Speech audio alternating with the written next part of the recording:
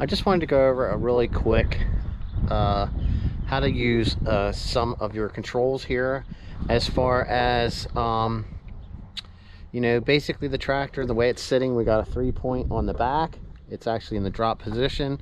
We have the loader on the front, and I'm gonna test this out, and if it seems like it works good and you can actually hear me talking when the tractor's running into the camera as I'm doing this, I'm going to try to talk close to it. So we'll have to see what happens. But you know, I'm sitting in my seat. Typically you would want to put on your seatbelt, especially if your ROPS bar is up. If your ROPS bar is down, you're fine to not have the seatbelt on, or actually you do not want to wear it, because that way you can jump free of it. If for some reason the tractor would tip and you have this up and you try to jump, you could end up getting hit by the rollover protection bar, or you know, if you have a canopy or anything on here. So all right, so what we're going to do is I'm going to push down here on the tilt so that I can tilt the wheel back. Now here's our key. I'm going to try to hopefully it's got the cluster in there. We're going to turn it. It's going to cycle once, and then we're going to turn this and hold it for a little bit. You're going to see the glow plug light come on. 1 2 3 4 5 6. Fire this up. Okay, so now your loader control are, let's see, there they have them a couple places. They have your loader controls down here, all right, and then they have your loader controls are up here. This is for your loader. We're going to lift the loader up, so we're going to pull back on the loader. All right, pulling back on the handle is going to lift it. If you pull in, it's going to tilt the bucket back. Tilt out, it's going to tilt the bucket down. Lift up, all right, this way. Okay, and then that's going to put it down. Now you can, this has two different things, and that's your float. I don't know if you can hear it. It goes forward. Lift this up the whole way. It'll go forward so far, and then you can click it, and then it goes over. Now this thing should have this. Okay, now, all right, I got it. All right, now if you watch the bucket tilted back, now I'm going to push out, it's going to tilt down, and if I push it all the way, it tilts. And it actually, instead of forcing it with the hydraulic, it opens the valve. So this is forcing it, and that's letting it go. So when this thing's actually full, and you push over and hold, it'll actually help to dump your bucket faster, all right? Now that we got the loader taken care of, so here's our 3-point hitch in the back. This is our control for our 3-point hitch. Now I'll pull back on this, and it'll lift that up. Okay, now when you do this, you want to make sure whatever you have on the back, when it comes up, it's not going to hit anything here. I already know this won't. Now this right here control, that's 2-wheel drive, that's 4-wheel drive. All right, 2-wheel drive, 4-wheel drive, 4-wheel drive, 2-wheel drive. You can tell because it disconnects the front, so you're in 4-wheel drive, and that's 2-wheel drive. So we're gonna lift that up. Now over here, this has 3 speeds, low, medium, and high, basically. Like, you could consider this loader, mower, and highway also, if you want to look at it that way.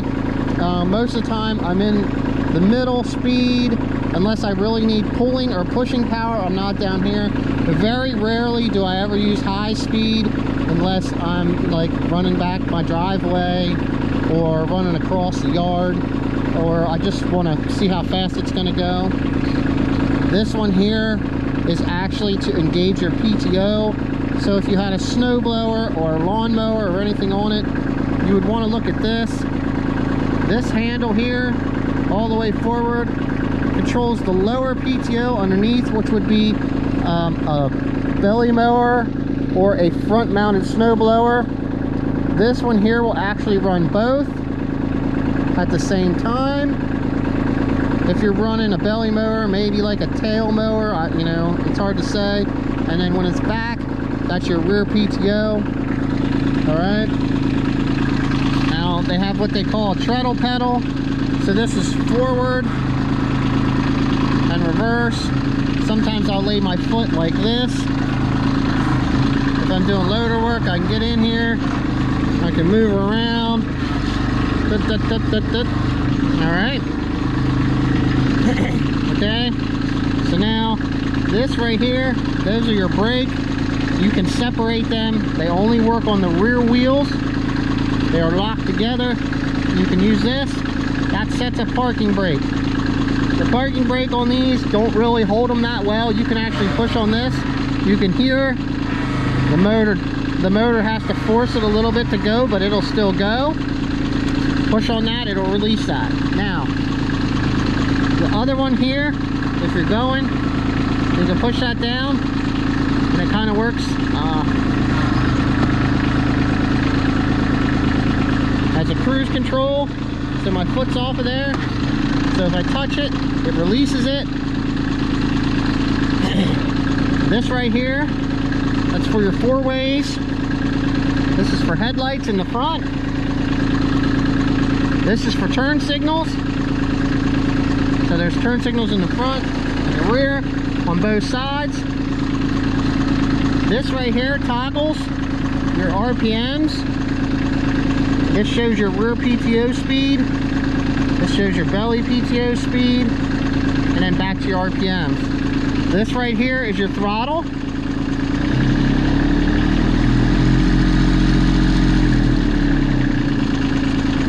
And depending on what you're doing, it's going to depend on where you run that. All right. Now, one more thing. This right here locks in your differential for both rear tires to drive. Right now, when you push on this, it's open so that when you spin around a circle, one tire can spin faster than the other. So if something happens and you're stuck, you can push onto this and then give it some go, and it'll lock both in. And it'll come out. You can see right here, it shows a picture of that. This is for this. And then that shows your pedal over here. This knob right here, this controls the valve for the 3-point hitch in the back of the speed that it drops down. If you close it, it won't drop. If you open it, it will go fast. And depending on how you have that, if you go over something with the 3-point hitch, it'll push it up, and then it won't let it come back down fast. So I usually run the box blade, and I want level ground, so I usually have this open. So that'll control the speed of how fast this drops down. All right, now, let's see if we forgot anything.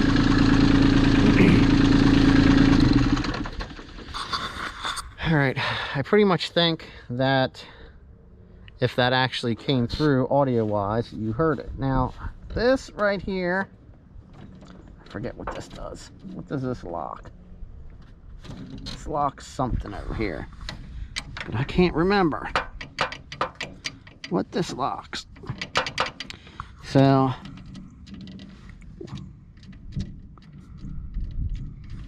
little bit of play right there, it looks like. But not too bad for 280 hours, I think. So I mean, that's pretty much is what that shows. I'm gonna get off here. I'll show you a couple other things. If you want to unlock your brakes, you can do this. Which, I mean, if you're coming in and you want to make a tighter turn around something, you can lock up the right rear, and as you're giving it gas, it will actually spin around on that back tire. All right. The 3-point hitch is its whole own thing, and that's probably a separate thing. Let's let this down here. Okay. So you can adjust this, and that'll level your box blade or whatever implement you have on here, a lawnmower, whatever you got going on. This right here will level from side to side if you adjust this side out. Depending on where you have these, that allows that to move back and forth. When I run the box blade, I run them in these slotted holes here so that this can move back and forth in case it catches something or it bumps. It gives it some play so it can slide around. Here's a tow bar. You know, if you can get a ball hitch, or if you're pulling like a farm trailer or something like that, you can use that right there, and that works good for that. Your fuel, basically, you know, that's kind of self-explanatory. Your fuel will go in here. Here's a better look at some of this here in the front. All right. Your seat does tilt forward. There's some controls here, and that actually controls the suspension for the seat. There is a control here. If you pull that, that'll move your seat front and back. See? All right. There's that. Kind of a little hard with one hand. The loader is removable. You set it up, and then you take these pins out, and then you can disconnect everything down here. If you'd like to open your hood, this is the hood emblem, and you just give that a turn and it comes off. I mean, it's got a really nice front grill guard on it. There is also quick disconnect for the front bucket. Just lift these two handles up. It pulls the pin out on both, so you can take this off and change your front implements. I actually have forks. You could have a smooth bucket. This is what actually comes with it. You could have a toothed bucket, a couple different things. So hopefully everything was audible while I was talking, while the tractor was running. If so, this will make a pretty good video. So with that, hopefully you'll learn something. Hopefully this did something, and happy